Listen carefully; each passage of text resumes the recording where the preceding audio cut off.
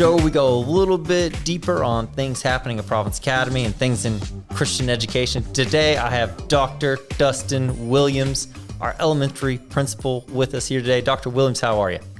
I'm great. Glad to be here and glad to be engaged in the conversation. Yeah, absolutely. Today, we're going to be talking about an education for freedom and what that means. But first, tell us a little bit about maybe your story, how you ended up at Providence and where you're at now. Well, locally, I serve as a pastor, associate pastor at a church in Kingsport. My wife and I live in Kingsport. We were called to Providence with our daughter about 15 years ago. She is a junior. Well, she's transitioning from her junior year to her senior year. She's just completed her junior year. It's hard to believe. Goes quick. It goes fast that she's going to be graduating this coming year. She was 3 years old when I came to the school and first came to the school to serve as a high school principal. Did that for 10 years, and for the last 5 years, I've served at the school as an elementary school principal. So I would say I'm a pastor, I'm a teacher, and I'm a principal at Providence Academy, and a dad in the school. There you go. That's a lot of hats that you wear. So this idea of an education for freedom, you've studied education for a lot of time, obviously, with a doctorate in the subject. So tell us a little bit about your first glance understanding of what we're talking about when we say an education for freedom. Well, I think in the classical tradition, when I think about an education for freedom, and I think something that audience members could connect with is a liberal arts education. Yeah. And we live in a very politically charged environment right now. And especially some of the things that we see happening as Christians that we may be concerned about on our university campuses, when we hear the term liberal arts education, we can think of that in that political bucket. But really the term liberal there means a well-rounded, education, not a professional, technical education, if you will, that's very focused on doing one specific task or leading to one specific end.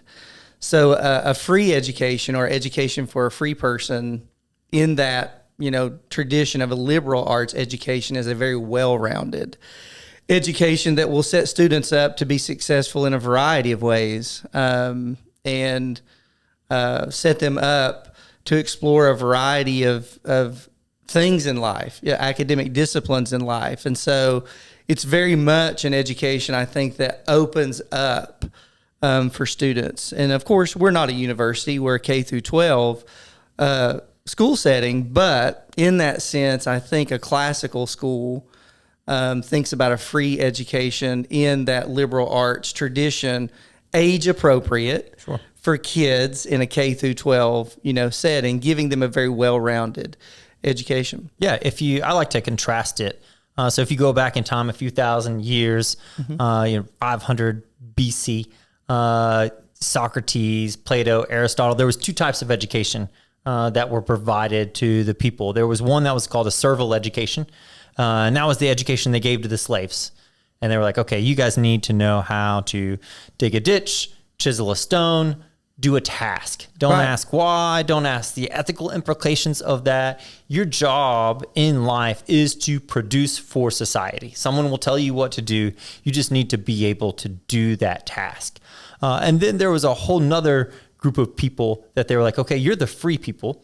You're going to have to vote. You're going to have to make decisions. You need to know the ethical context of what you're doing. You might need to know how to dig a ditch, but more importantly, you need to know how deep that ditch should be, which direction it should drain, and then what is going to be the impact on your neighbor if you dig that ditch in that direction. So you're going to need to know the ethics of that. And so there was two types of education, and one was called the liberated education, and one was the servile education. And so time went forward, and really most of the world got this liberated education for quite some time.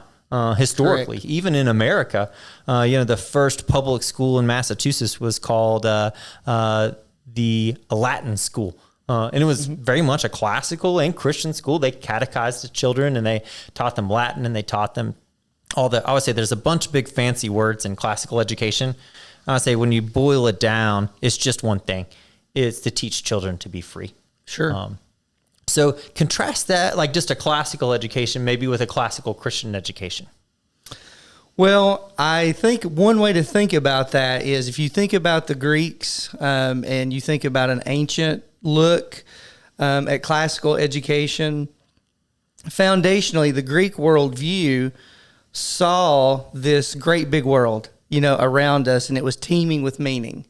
There was purpose there. And so the educational opportunity was for human flourishing. So there was this connection between flourishing, humans really flourishing, which we really connect strongly with the word freedom, to flourish, to do well, and seeing all of those academic disciplines, whether it be mathematics or literature or whatever the discipline was connected really to that idea of flourishing. But the expression of that was in the Greek city-state, the polis, as we call it. For a classical Christian school, we would say the greatest expression of that is in the church. The Church of Jesus Christ, the body of believers. And so there are classical schools, Latin day schools, Latin schools across the world, where you can get a classical education that will be very well-rounded. And, it will really give you some sharp critical thinking skills. And those people tend to do well. But they also tend to maybe perhaps be dangerous in the sense that they've been equipped with this very specific kind of education minus the gospel, minus Christ. And so in that sense, we would say as Christians, they're missing the biggest piece. And so for me, I think a classical Christian education is wonderful because it really gives students the foundation of, yes, this world around you is teeming with meaning because there is a God who made the world. He created you. He created everything in the world, and it has intentionality. It has purpose to it. And in that, he has made you for himself. He's made you to be free in him, to be free in Christ. And so I guess in one way of thinking about it, a free education is a little bit of something that's mislabeled if it misses Christ. Right. It can be a free education in terms of it's not a servile education just to do a specific task, but that person is not living in the freedom of Jesus. Yeah. They often say that America has hijacked the word freedom. Yeah. And they've replaced it for the word license. Yes, to very do much whatever so. you want, to follow your heart. You hear it in Disney movies, and all the music of the day is you do what feels good, follow your heart. Well, someone's been educated to be free, knows that if we just follow the desires of our heart, we will be slave to those things. If not years, then months. If not months, then weeks. If not weeks, then days. We'll be slaves. And Paul said everything is permissible, but not everything is beneficial. And then he said, we are no longer slaves to our sin, but we now live in the freedom of Christ. How then shall we live within that freedom? And someone that's been trained to be free knows that that's an incredible responsibility. It's not a life of lavish living, of following earthly desires, but it is an incredible responsibility that's beautiful. Yes. And it is so rewarding. But it is not what America has painted it to be really in the last half of the century. And I think there's some reasons to that. If you look back in time, of course, we had some public schools that were Christ-centered, and they were classical, and they were training people to be free. And then Horace Mann, a lot of people call him the father of education in America. And he said that we should remove the Christian aspect from our public system. And that was a lot of the framework for the separation between church and state. And so those things were pulled out. But he was like, the classical tradition is still great, but let's remove that Christ-centered piece. Mm-hmm. And so that was a struggle, but so much of our culture at that time was still influenced. We were still what people would call people of the book. Yes. And we used that. We had God's holy word as a center foundational piece for our society. So things still limped along, but slowly started to degrade.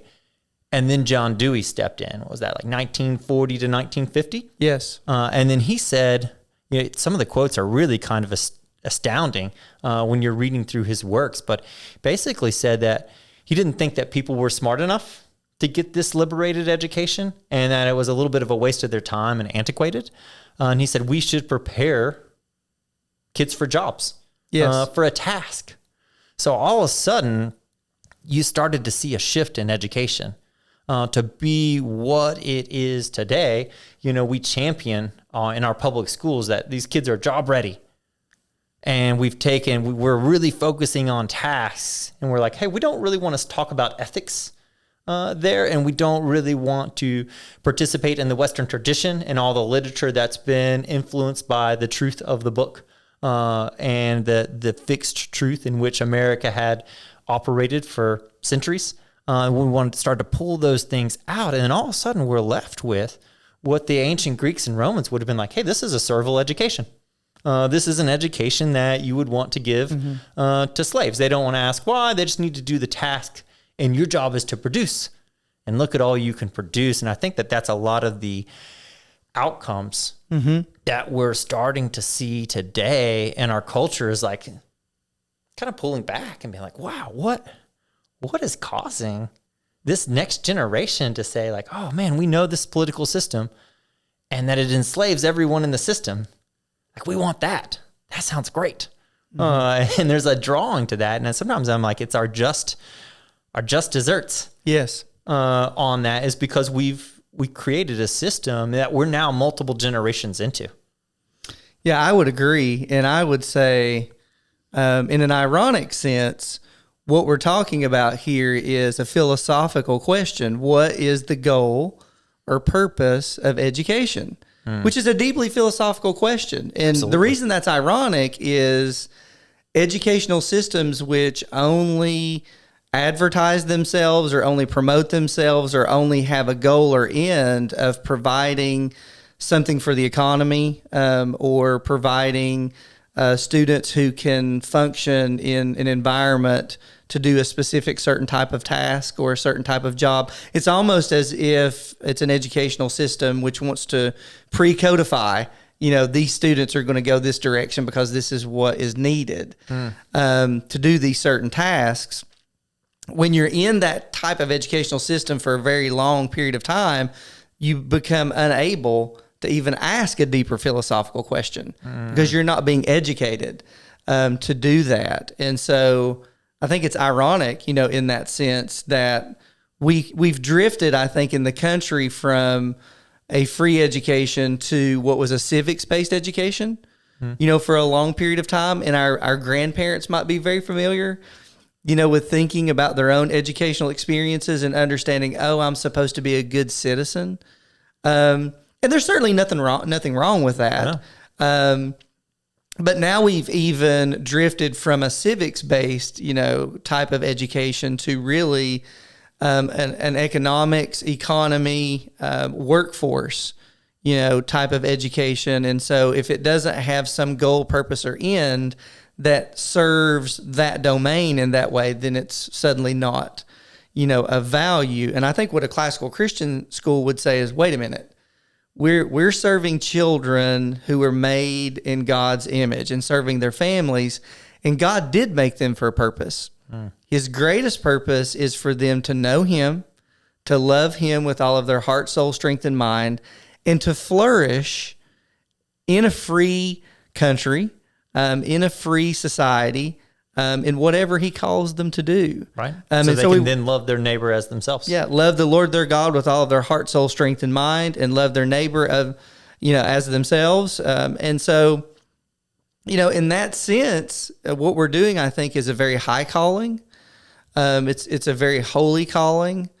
And it's way beyond just saying, okay, we think all of you need to go be engineers or all of you need to go be attorneys. Right. Not that we're wanting to prevent anyone from becoming an engineer or attorney. We don't want them to be so heavenly minded that they're no earthly good. And they'll be very well equipped to do any of those things. And that's what's interesting about it. When you give this type of education, this classical Christian education to a student, they will not be hampered in any shape, form, or fashion in doing any of those things. They will actually be blessed and have the foundation to them, but they will have a much deeper understanding of, why are we doing this? What are the ethics at play? Why is this important? How could it be done differently? How could it be done better? How do we glorify God, in doing these things? And as you were talking, one of my favorite quotes that kept kind of rolling through my mind was from Bradley Heath. He's an author who wrote a book called Millstones and Stumbling Blocks. And what he says in the book, what he writes in the book, is he got an education that was technically a mile long, but philosophically an inch deep. And what he meant by that was I got all this technical training, but I didn't get this piece that a classical education will give you to ask some of those deeper questions that really are necessary, no matter what you're doing. No matter what arena you're functioning in, you need to have the ability to critically think. Yeah, and we talk a lot at Providence about wanting to cultivate the affections of students, and we want to turn their hearts and their minds to what is true and what is good and what is beautiful. And you hear that over and over and over and over again. But if you went into our local schools, they would have a really hard time defining what is true, just that word in itself, what is good and what is beautiful. That definition is like smoke, and they can't grab a hold of it, so they can't cultivate affections to something that they aren't able to actually name and claim. Now, I hear you say, I'm a huge public school fan. I think some of the best teachers that I know are public school teachers, and some of the best administrators I know. Yes. This room was standing, are public school educators. It's just the system is set up that way.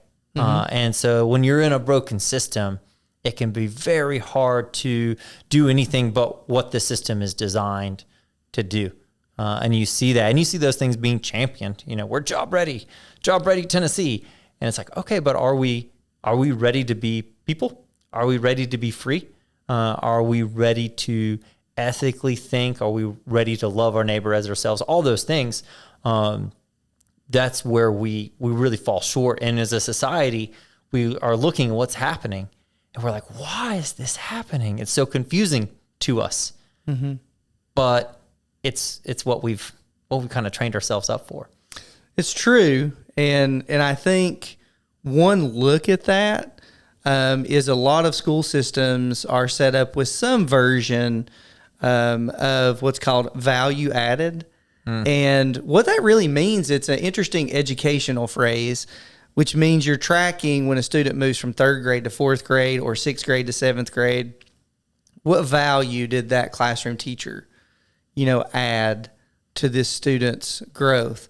And while that's not wrong, necessarily to do that, and certainly everyone wants kids to grow in their skills, grow in their knowledge base, grow in their abilities, it's a very short-sighted type of endeavor in looking at these 1-year increments alone. And I think a classical Christian education is distinct from that in the sense that we are saying, okay, what does a graduate look like? From a K through 12 classical Christian school, what's a portrait of a graduate?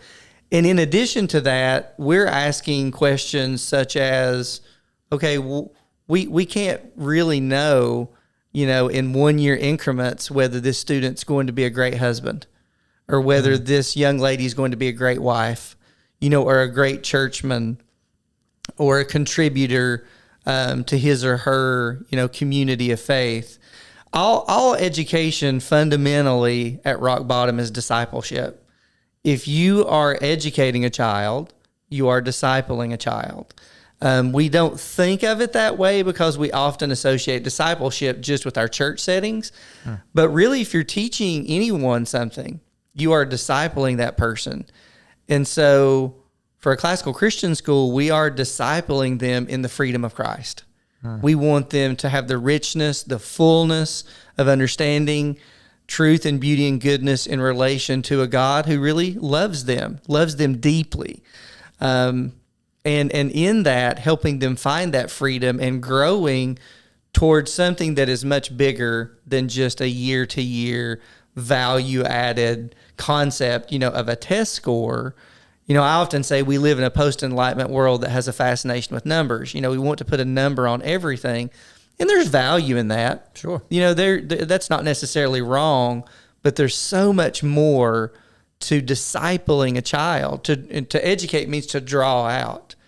And so we get in this classical Christian school setting to have all of these students made in God's image, and they have these wonderful talents, and abilities. And we get to draw that out and help them see, hey, God wired you this way. He made you to be a free person to pursue this, and we want to bless you and help you in that. Yeah. And I find that when you're seeking the right things, seek ye first the kingdom of God, and all things will be added unto you. Yes. And then you find that, our test scores, 27, 28.5 for the ACT average. You blow the local schools out of the water, blow the state average out of the water. Nobody comes close. Our other standardized test scores, nothing comes close. But we don't put focus on that. That's just a byproduct. It's a byproduct of doing the right things, focusing on the right things, partnering with families, and holding truth high, and what is true and what is good and what is beautiful. And all those things start to come in as a natural byproduct of that process. So tell us a little bit about, you taught literature for quite some time. And yes. A classical education isn't all about literature, but there's a literature aspect of it. Tell us a little bit about the importance of the Western tradition in literature and kind of how that plays out in a classical school. I would say in the classical school setting, just on a macro level, classical schools do have convictions. Providence Academy has convictions about certain books because of that paradigm of truth, beauty, and goodness that should be read. That these are books that should be read. And so there is a canon of literature. Often, people will approach me and say, is classical education, is it about the way that you teach, or is it about the content? And I always say both. It's about both things, really. You will see teaching looks different. It's very enriching learning environment for students, very engaging learning environment for students. But there is a content, and I would say as a literature teacher, and having the opportunity to step in a literature classroom myself at Providence Academy and teach, it's very rewarding because you have these universally accepted books that are going to stretch students' thinking. It's going to challenge them. And there are some very distinct differences. For example, if you want to really lean into the classical part, at a Providence Academy, you're going to read Plato's dialogues. You are going to learn about that process of question and answer and how it sharpens one's thinking. You're going to read Aristotle's Rhetoric and Poetics. And of course, those are in the nonfiction, category. But in fiction, you're going to read Shakespeare. You're going to read the great canon of European and American literature because we think those are there for a reason. They have been recognized way before our students were born, way before we were born, as being great books, and helping them understand why that is. And then getting the value from reading those books and discussing those books in a rich learning environment. It's fun. It's just a lot of fun to teach in that way. And there's an element when you're reading these great books that have stood the test of time and you're involving yourself in this Western tradition, it is that these books are grounded in truth. Yes. They're grounded in something fundamental that was part of our culture for a long, long time. And now they seem alien in a post-truth world. Yes, true. Where we have denied a truth, or your truth is your truth and my truth is, all those things. We've denied those. We've denied the existence of a truth. And so now our literature reflects that.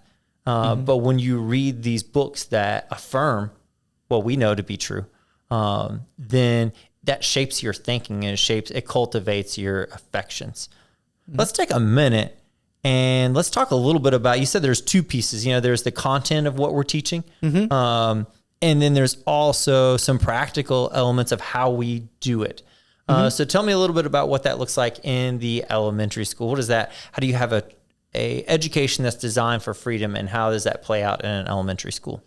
Well, I think one element we've already discussed, and so having that foundational piece of truth, beauty, and goodness as being a paradigm that you're constantly keeping in front of students and teachers, that's important K through 12, Absolutely. Through the whole process.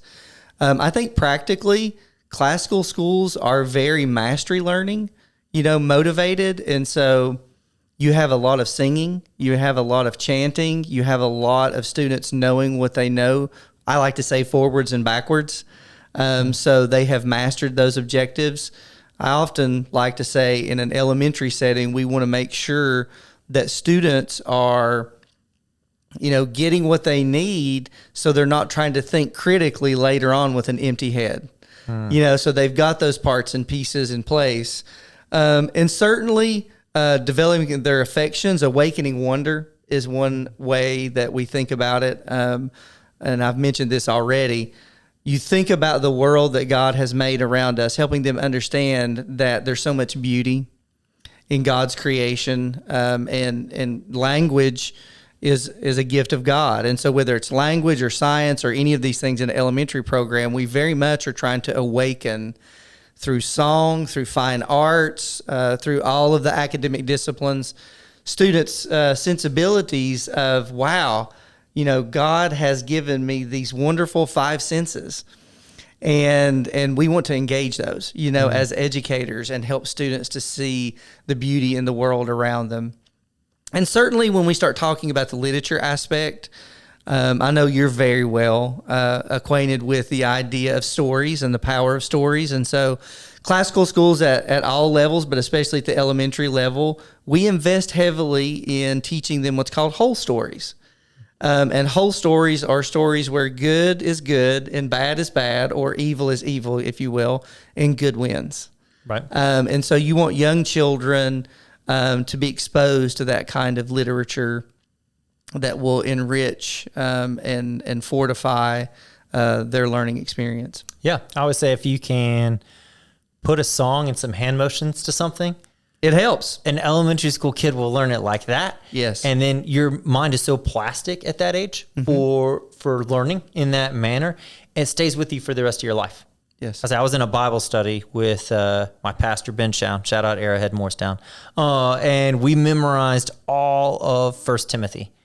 And we did that a few years ago. I can tell you nothing now. It has gone like the wind. But I can still tell you the 50 Nifty United States. I memorized it in the 3rd grade.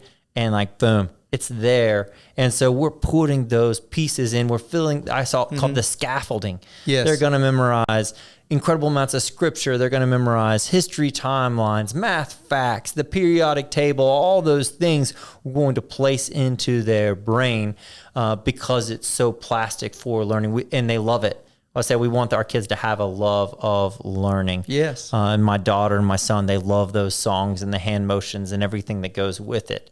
But as they age, they start to step into those middle grade years, and things start to change fundamentally for a kid. They start to become more aware of themselves, more aware of the world that is around them, and they start to want to really ask some questions. I said, because I said so is no longer a good enough answer for an that won't cut it anymore. That does not cut it anymore.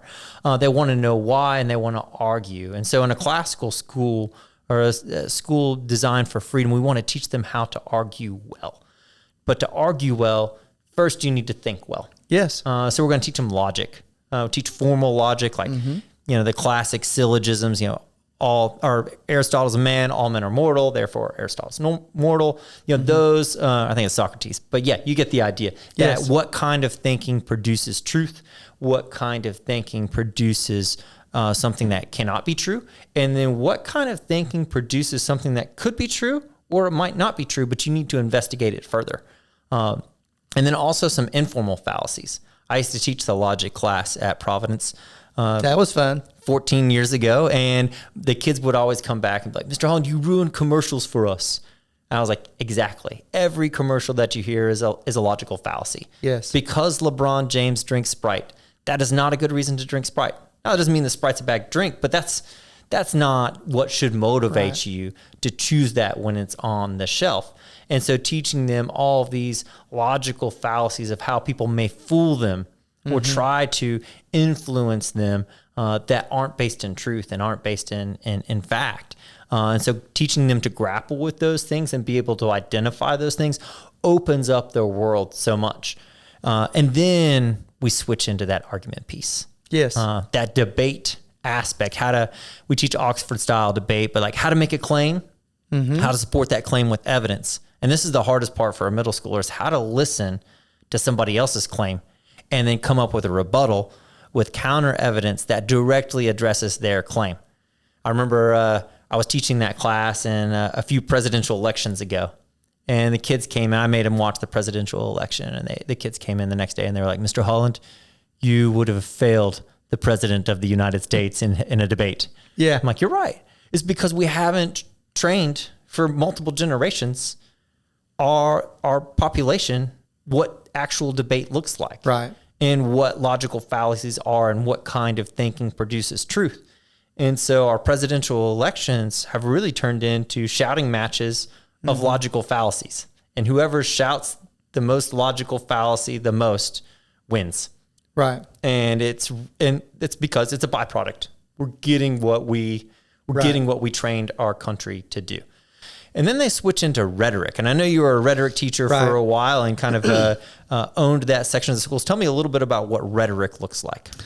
Well, there's a couple of ways of thinking about it. An Aristotelian definition. So there's a real classical sounding term. That's fancy. Yeah, that's a fancy term. What Aristotle would say rhetoric is it's the study of the available means of persuasion. In other words, how do I persuade well? How do I speak in my community as a literate person? How do I write? How do I engage in a way that people will listen? So we're trying to help students at that age, at the rhetoric stage, which roughly correlates to grades 10, 11, and 12. At that age, students are very concerned about, how do I present myself to other people? How do I get a hearing? How do I get people to take me seriously? And so we try to train them to do that well. With another view of that, is polish and presentation. How do I speak and read and write in such a way that I do that with eloquence, and I do that in a way that I can be taken seriously. And I think it's extremely important when I think about the value of a classical Christian education. We live in this environment that you've already described where it's just a shouting match. And so we're trying to train students not to do that. Don't go into the culture and just shout and expect to be heard because you're louder, than everyone else. But we try to equip them with the critical thinking tools, the language tools, the understanding of who they are and who God is, and having that intellectual humility, and then being able to be not just consumers of all this content, that's out there, but creators and persuaders, themselves. So the rhetoric stage of learning, it's terribly fun to teach in, to step into that kind of environment with students, but they're wired to learn that way. They're asking deeper questions. They want to provide deeper answers. And so we come alongside them and help them say, okay, the world didn't begin when I was born. These questions were asked before I got here.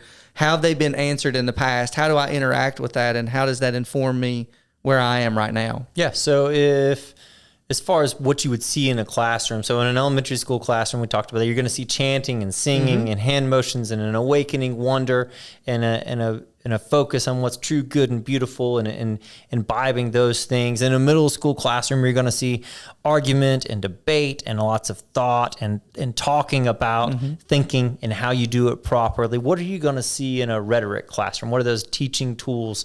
What are those going to look like? Some of the teaching modalities in the rhetoric school that are very enriching are discussion-based. And so you're going to see this thing called Socratic circles. That sounds like a fancy term. No, we got all kinds of all kinds of fancy terms. So a Socratic circle really is just a discussion where you have students sitting around a table.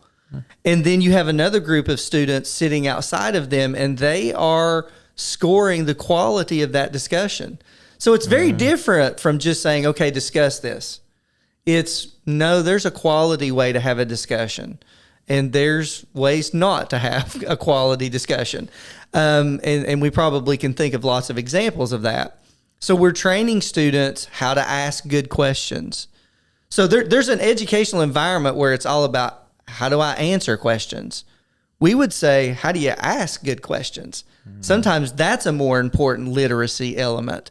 And so students are discussing, and then these students in this circle outside of them, they're scoring and taking notes and scripting the quality of that discussion, and then they're going to switch places. Imagine how Thanksgiving tables would look different in a world where most people were educated this way. It would really be foundationally different. Now, there's a capstone piece that your daughter's getting ready to step into.